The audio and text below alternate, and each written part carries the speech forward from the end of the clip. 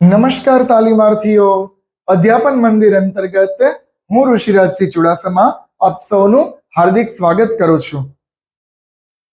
शिक्षक कभी साधारण नहीं होता, शिक्षक कभी साधारण नहीं होता, प्रलय और निर्माण उसकी गोद में पलते हैं। મિત્રો, કેટલું સુંદર મજાનું કોટેશન છે, સારસ છે, પ્લસમાં સત્યતા ભર્યું કોટેશન છે કે શિક્ષક ક્યારેય પણ સાધારણ કે સામાન્ય ન હોય, કારણ કે શું કામ? દેશનું, રાષ્ટ્રનું પ્રલય અને નિર્માણ, એક અંત અને એક આદિ બંને શિક્ષકની ગોદમાં રમે છે। એનો મતલબ એ કે શિક્ષકો જ ભવિષ્યનું નિર્માણ કરનારા છે। એટલા માટે જ તાલીમાર્થીઓને સૌને નમસ્કાર સહ આજે આપણે શરૂ કરીએ સેમેસ્ટર 2 ની અંદર P4 સબ્જેક્ટ। તાલીમાર્થીઓ, P4 ની અંદર ખાસ કરીને શરૂઆત કરતા પહેલા આપણે સૌ તેનું નામ જાણીએ તો શાળાની નીતિઓ અને શાળાનો વહીવટ। મિત્રો, આ તેનું નામ છે। આપણે કોઈ પણ અજાણી જગ્યાએ જવું હોય કે કોઈ પણ નવી જગ્યાએ જવું હોય તો સૌપ્રથમ એના નામ અને નામનો મતલબ આપણને સૌને ખ્યાલ હોવો જોઈએ। તમે બધા ભાવિ શિક્ષકો, તમારે ભવિષ્યમાં શિક્ષક બનવું છે તો ખાસ કરી અને તમારે જે સ્થળે જે જગ્યાએ કાર્ય કરવું છે તે જગ્યા અને તે જગ્યાનો ઇતિહાસ, તેના વિશેની સંપૂર્ણ માહિતી અને કાયદા કાનૂનો ખ્યાલ હોવો જોઈએ। એટલે જ યુનિવર્સિટી તમારી પાસે અપેક્ષા રાખે છે સેમેસ્ટર 2 ની અંદર કે તમે લોકો P4 ની અંદર શાળાની માહિતી, શાળાનો વહીવટી કાર્યક્રમ અને શાળાનો વહીવટ સમજો અને શીખો। તો તાલીમાર્થીઓ, P4 અંતર્ગત મુખ્ય 4 એકમો આપવામાં આવેલા છે। એમાં ખાસ કરી અને સૌ પ્રથમ પહેલા એકમનું નામ છે શાળાનું વ્યવસ્થાપન અને શિક્ષણનો વહીવટ।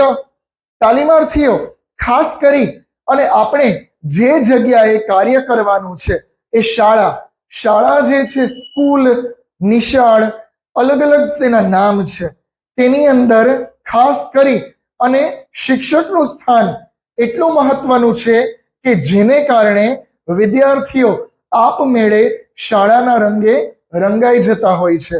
મનોવિજ્ઞાનની અંદર ખાસ કરી અને એટલું બધું મહત્વ દર્શાવ્યું છે શિક્ષકનું, કારણ કે શિક્ષક જ એક ટ્રેન રૂપી ડબ્બામાં ખાસ કરી અને ડ્રાઈવરની ભૂમિકા ભજવે છે કે ખાસ કરીને શિક્ષક જ એના હાથમાં જ એ સ્ટીયરિંગ છે।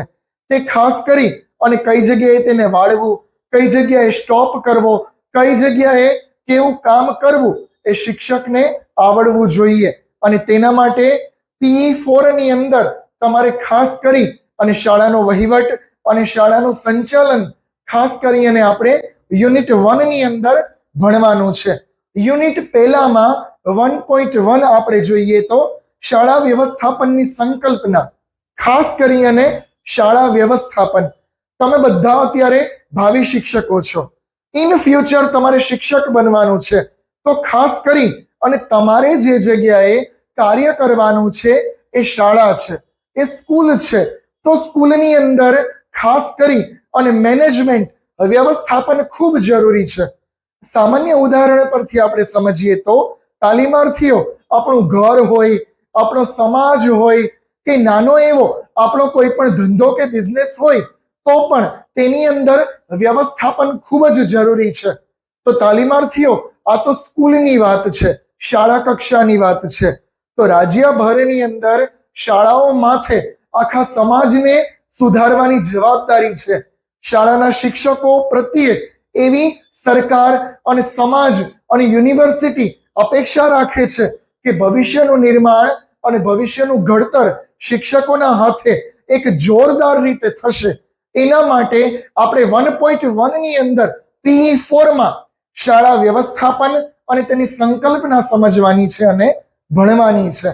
તાલીમાર્થીઓ, આપણે સૌ શરૂઆત કરીએ તો સૌથી પહેલા જ એક કોટેશનથી શરૂઆત છે। કેટલી સરસ મજાની વાત છે! રાષ્ટ્રના ભાવિ નિર્માણમાં તેની શાળાઓના વર્ગખંડોમાં જે શિક્ષણ અપાઈ રહ્યું છે તેના દ્વારા દેશનો સર્વાંગી વિકાસ શક્ય બને છે.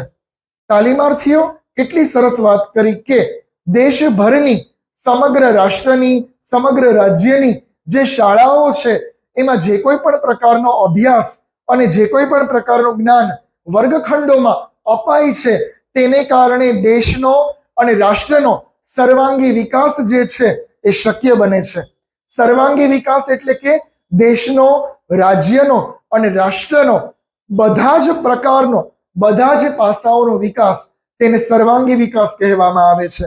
શાળાઓની અંદર, સ્કૂલોમાં વિદ્યાર્થીઓ જે છે એ ખાસ કરી અને રાષ્ટ્રની સંપત્તિ છે, દેશની સંપત્તિ છે. કારણ કે ભારતની અંદર યુવા પેઢીઓ વધારે છે અને ખાસ કરી અને યુવાનોનું ઘડતર કરવા માટે, યુવાઓને સાચા માર્ગે દોરવા માટે શાળા, શિક્ષકો અને શાળા વ્યવસ્થાપન ખૂબ અગત્યની ભૂમિકા ભજવી રહ્યું છે. ત્યારે 1.1 ની અંદર ખાસ કરી અને આપણે આ ટોપિક ભણવાનો છે કે જેને કારણે તમે લોકો એઝ અ ટીચર કઈ રીતે સ્કૂલનું મેનેજમેન્ટ કરવું, કઈ રીતે સ્કૂલનું વ્યવસ્થાપન કરવું, સંચાલન દ્વારા જ સફળતા શક્ય બને છે. તો તે વાતને અહીં આપણે જાણીએ.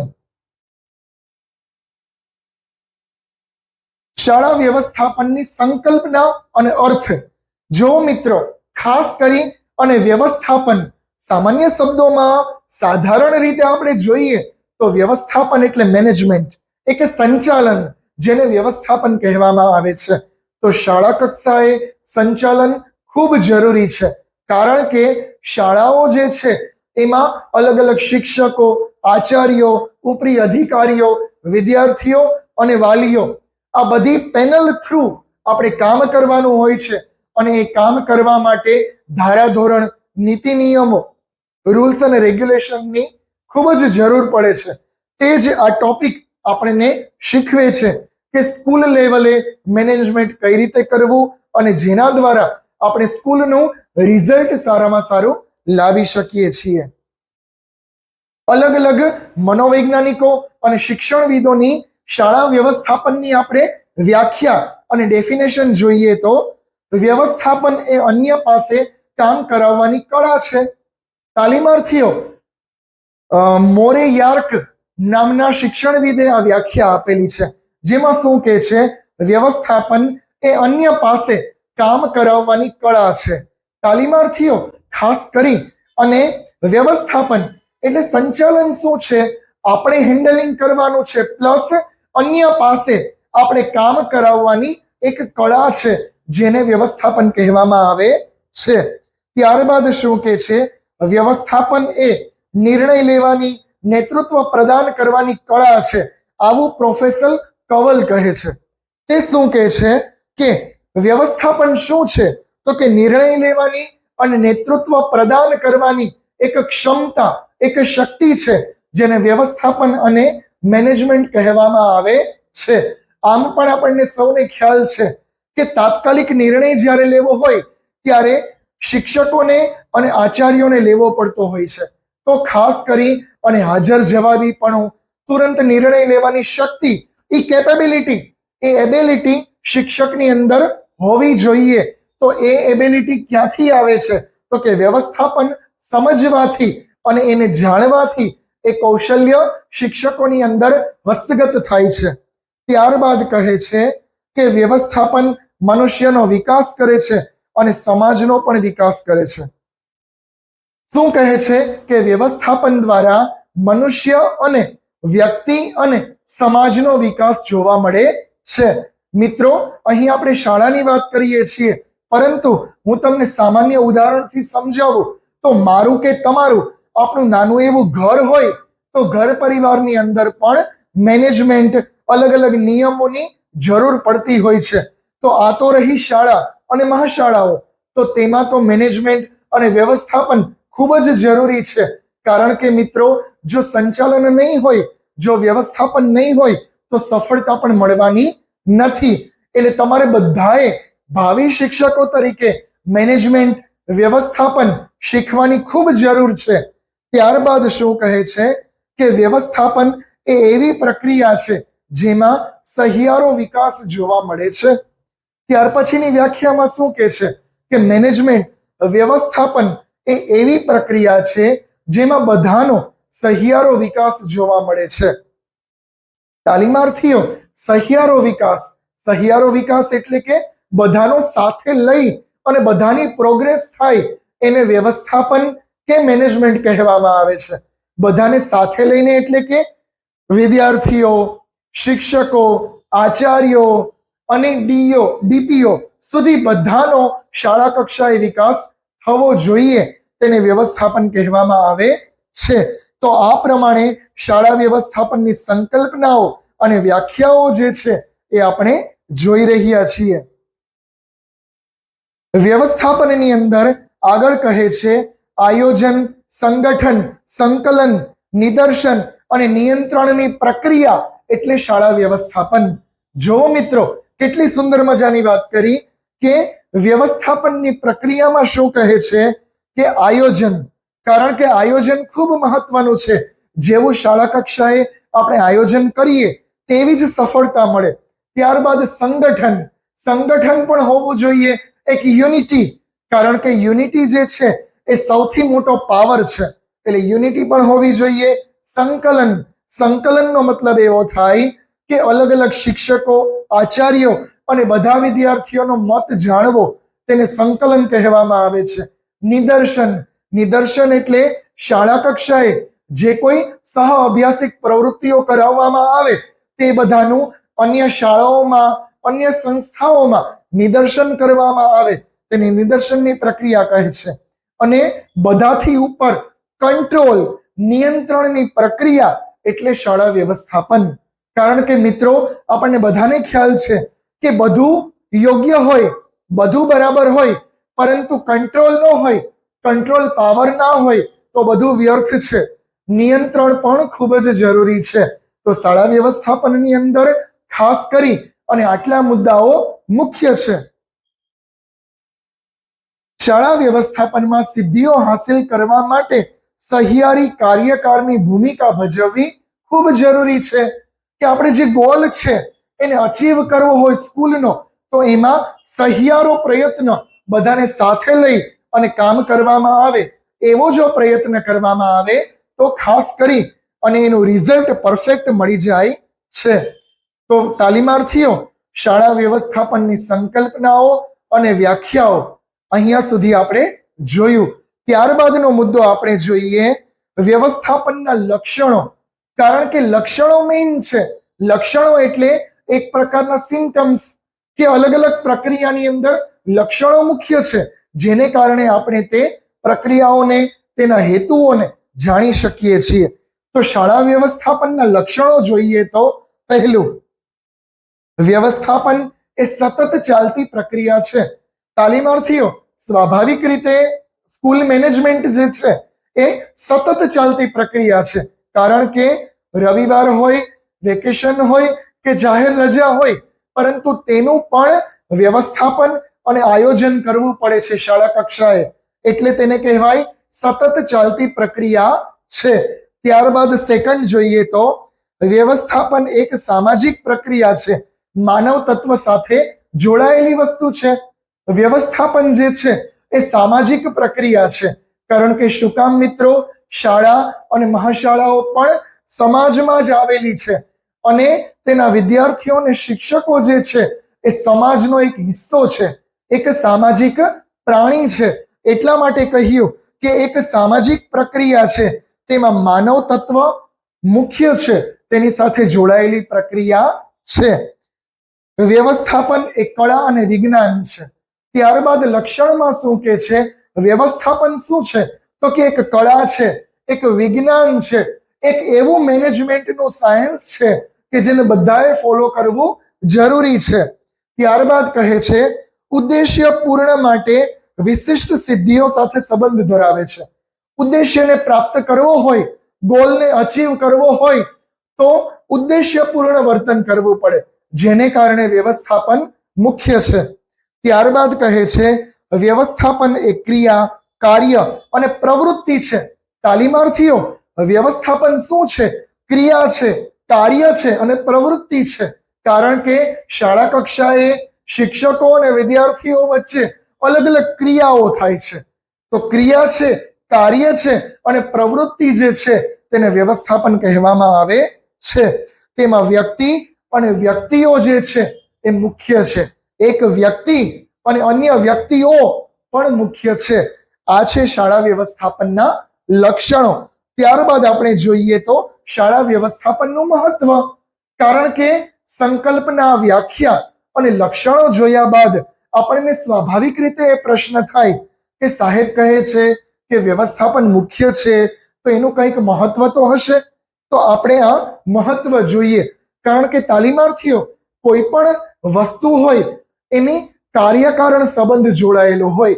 તો આપણે સૌએ જાણ્યું કે મેનેજમેન્ટ અને વ્યવસ્થાપન મુખ્ય છે, તો જેની પાછળ અલગ અલગ મહત્વ રહેલું છે. તો મહત્વ આપણે હવે જોઈએ. કોઈ પણ શાળા અને સંસ્થામાં વ્યવસ્થાપન એ કરોડરજ્જુ છે. મિત્રો, કેટલી સરસ મજાની ઉપમા આપી કે મનુષ્યના જીવનમાં જેમ કરોડરજ્જુ છે કે જેને કારણે આપણે સ્ટ્રેટ કે ઊભા રહી શકીએ છીએ, સીધા બેસી શકીએ છીએ, તેવી જ રીતે શાળાઓ અને સંસ્થાઓની અંદર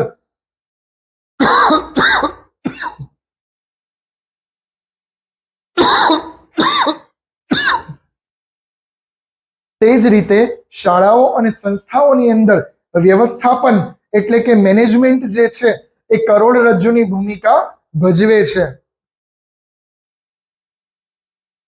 વ્યવસ્થાપન સંસ્થાના ઉદ્દેશ્યો સિદ્ધ કરવાની આધારશિલા છે. સંસ્થા એટલે કોઈ પણ શાળા, એના જો ઉદ્દેશ્યોને પ્રાપ્ત કરવા હોય, ગોલને અચીવ કરવો હોય, તો વ્યવસ્થાપન આધારશિલા છે, એટલે મુખ્ય કેન્દ્ર છે. સંસ્થાની પ્રગતિ માટે પ્રારંભ બિંદુ છે મેનેજમેન્ટ. સંસ્થાની કે શાળાની પ્રગતિ કરવી હોય તો તેમાં મુખ્ય વસ્તુ કઈ છે? એક આધાર બિંદુ છે, તેને વ્યવસ્થાપન અને સંચાલન કહે છે. વિદ્યાર્થીઓના વિકાસ માટે જરૂરી છે. આપણને સૌને ખ્યાલ છે કે વિદ્યાર્થીઓનો જો વિકાસ કરવો હશે તો સ્કૂલ મેનેજમેન્ટ જરૂરી છે. વિવિધ સમસ્યાઓના નિરાકરણ માટે અને સમસ્યાઓને દૂર કરવા માટે વ્યવસ્થાપન જરૂરી છે. શાળા કક્ષાએ, સંસ્થામાં અલગ અલગ જે સમસ્યાઓ આવતી હોય, શૈક્ષણિક હોય કે બિન શૈક્ષણિક હોય, એ બધી સમસ્યાઓને દૂર કરવા માટે પણ વ્યવસ્થાપન અને મેનેજમેન્ટ ખૂબ જરૂરી છે. ભાવિ નાગરિકોના ઘડતર માટે વ્યવસ્થાપન જરૂરી છે. આપણે કહ્યું ને કે ભારતનું ભાવિ જે છે, ભારતનું ભવિષ્ય જે છે એ વર્ગખંડોમાં ઘડાઈ રહ્યું છે. તો ખાસ કરી અને ભવિષ્ય સુધારવા માટે, એના ઘડતર માટે, એના નિર્માણ માટે વ્યવસ્થાપન અને સંચાલન જરૂરી છે. નિશ્ચિત લક્ષ્યાંકોને હાંસલ કરવા માટે પણ વ્યવસ્થાપન જરૂરી છે. નિશ્ચિત જે લક્ષ્યાંકો હોય, અત્યારે આપણી બધી સ્કૂલોમાં એક લક્ષ્યાંક, એક ગોલ કોમન છે કે ભારત દેશનું એક સ્વપ્ન છે કે દેશ અને ભારત વર્ષ પૂર્ણ સાક્ષર બને, બધા સાક્ષર થાય. તો સાક્ષરતાનો ક્રમ વધારવા માટે આ સ્કૂલ મેનેજમેન્ટ ખૂબ જરૂરી છે. ત્યારબાદ મિત્રો આપણે જોઈએ તો આ હતું મહત્વ. તેના પછી શાળાના પ્રબંધના સોપાનો કે શાળા મેનેજમેન્ટ જે છે, સ્કૂલ મેનેજમેન્ટ, એના સોપાનો કયા કયા હોઈ શકે કે આટલા આટલા સ્ટેપને કારણે, આટલા આટલા સોપાનોને ધ્યાનમાં રાખી અને આપણે સૌ સ્કૂલ મેનેજમેન્ટ કરી શકીએ છીએ. એમાં સૌ પ્રથમ જોઈએ તો હેનરી નામના જે મનોવૈજ્ઞાનિક છે, તેમણે વ્યવસ્થાપનના અલગ અલગ કર્તવ્યો અને હેતુઓ દર્શાવ્યા છે, જેને આપણે સોપાનો કહીએ છીએ. એમાં સૌ પ્રથમ આયોજન કરવું. મિત્રો, આની પહેલા હમણાં જ આપણે વાત કરી કે આયોજન જે છે એ મુખ્ય છે. સ્કૂલ હોય, સ્કૂલની પ્રવૃત્તિ હોય કે શાળા બહારની પ્રવૃત્તિ હોય કે વર્ગખંડનો કોઈ એક તાસ હોય, બધામાં આયોજન ખૂબ જરૂરી છે. તો આયોજન જે છે એ વ્યવસ્થાપનમાં મુખ્ય હેતુ અને મુખ્ય સોપાન જે છે. ત્યારબાદ વ્યવસ્થા કરવી. અલગ અલગ રીતે વ્યવસ્થાઓ કરવામાં આવે કે શાળાનું સ્ટ્રક્ચર, સ્કૂલનું બિલ્ડિંગ, પછી વેલ ક્વોલિફાઈડ ફેકલ્ટીઓ, સ્ટાફને નીમવા, અલગ અલગ સિલેબસની રચના અને ત્યારબાદ સિલેબસ પ્રોવાઈડ કરવો અને વિદ્યાર્થીઓને સિલેબસ પૂરો કરાવવો, આ બધી વસ્તુ જે છે એ વ્યવસ્થાના ભાગરૂપે જોવા મળે છે. ત્યારબાદ અલગ અલગ જે બિન શૈક્ષણિક પ્રવૃત્તિઓ કરાવવામાં આવે તો તે બધી જ જે છે એ વ્યવસ્થા કરવી એ અંતર્ગત જોવા મળે છે. તો બીજા સોપાનની અંદર વ્યવસ્થાઓ કરવામાં આવે છે શાળા કક્ષાએ, જેને ખાસ કરી અને શાળા પ્રબંધનના સોપાનો કહેવામાં આવે છે. ત્રીજા સોપાનની અંદર આપણે જોઈએ તો હકુમત, એક પ્રકારે આપણે જેને કહીએ કે અનુશાસન, શિક્ષકો અને આચાર્યોની અંદર એ આવડત હોવી જોઈએ કે તેઓ તેની શાળામાં, તેના વર્ગખંડમાં એક હકુમત જમાવી શકે, એક વિદ્યાર્થીઓ પાસે કામ કરાવી શકે એવી તેની અંદર કેપેબિલિટી હોવી જોઈએ. તેને ખાસ કરી અને અનુશાસન, શિસ્ત અને હકુમત કહેવામાં આવે છે. ત્યારબાદ સંકલન કરવું. આચાર્યો અને શિક્ષકો બંનેની ફરજ છે કે ખાસ કરી અને સૌને સંકલનમાં રાખી અને કાર્ય આગળ વધારે. તાલીમાર્થીઓ સંકલન એટલે ખાસ કરી અને બધાનો મત જાણવો, બધાનો ઓપિનિયન જાણવો, ખાસ કરી અને શાળા કક્ષાએ વિદ્યાર્થીઓનો ઓપિનિયન શિક્ષકોએ જાણવાનો હોય અને શિક્ષકોનો મત જે છે એ આચાર્યએ જાણવાનો હોય. અને ત્યારબાદ કોઈ પણ મેનેજમેન્ટ જે છે એ પૂર્ણ મેનેજમેન્ટ અને સારામાં સારું વ્યવસ્થાપન થઈ શકે છે. તો જેને કહેવામાં આવે છે સંકલન કરવું, બધાનો મત જાણવો, બધાના રિવ્યુ લઈ અને શાળાનો વિકાસ કરવો એ મુખ્ય વ્યવસ્થાપન છે. ત્યારબાદ કહે છે નિયંત્રણ રાખવું, એક પ્રકારે કંટ્રોલ રાખતા પણ શિક્ષકો અને આચાર્યોને આવડવું જોઈએ. તમે બધા અત્યારે બીએડ ની અંદર જ્યારે શિક્ષક બનવાની તાલીમ લો છો ત્યારે ખાસ કરી અને તમારે એક નિયંત્રણ રાખતા પણ શીખવાનું છે કે સ્કૂલ લેવલે એઝ અ ટીચર તમારા બધાની રિસ્પેક્ટ તમારા વિદ્યાર્થીઓ કરતા હોવા જોઈએ અને એ પ્રમાણે તમને લોકોને નિયંત્રણ રાખતા પણ આવડવું જોઈએ. તો શાળા કક્ષાએ એ પણ મુખ્ય વસ્તુ છે. તો તાલીમાર્થીઓ આ પ્રમાણે અલગ અલગ રીતે અલગ સંસ્થાઓ હોય કે શાળાઓ હોય જેમાં ખાસ કરી અને શાળા વ્યવસ્થાપનમાં આપણે સૌએ આ મુખ્ય 4 મુદ્દાઓ જોયા, જેની અંદર શાળાનો વ્યવસ્થાપન, અર્થ સંકલ્પનાઓ અને વ્યાખ્યાઓ, ત્યારબાદ તેના લક્ષણો જોયા કે શાળા વ્યવસ્થાપનના લક્ષણો કયા કયા હોઈ શકે. ત્યારબાદ આપણે જોયું શાળા વ્યવસ્થાપનનું મહત્વ કે શા માટે જરૂરી છે સ્કૂલ મેનેજમેન્ટ. ત્યાર પછી આપણે જોયું કે શાળા વ્યવસ્થાપનના સોપાનો કે અલગ અલગ સોપાનો થ્રુ આપણે શાળાની અંદર મેનેજમેન્ટ કરી શકીએ છીએ, શાળાનું વ્યવસ્થાપન કરી શકીએ છીએ. તો તાલીમાર્થીઓ PE4 ની અંદર યુનિટ 1 માં 1.1 જે છે એ અત્યારે કમ્પ્લીટ થાય છે.